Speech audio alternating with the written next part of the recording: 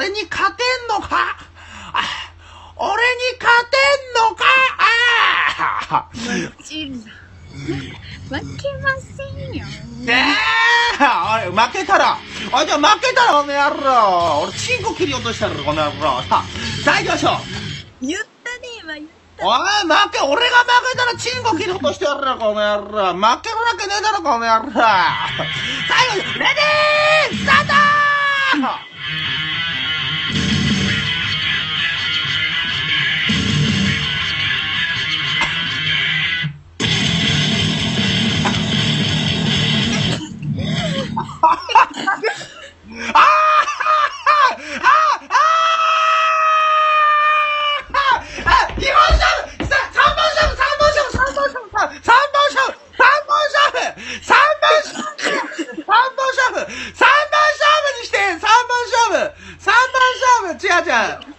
日本、一本目あなたですよ。一本目あなたですよ。いいでしょ。言ったらばね。俺が負けたらは、チンコ切り落としてやる。俺が負けたら、行きましょう。レディースタート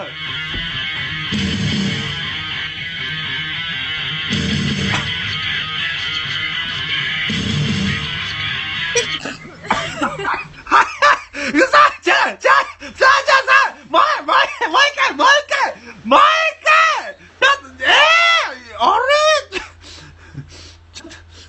もう一回あれちょっと、最後5ポイント。レディースタート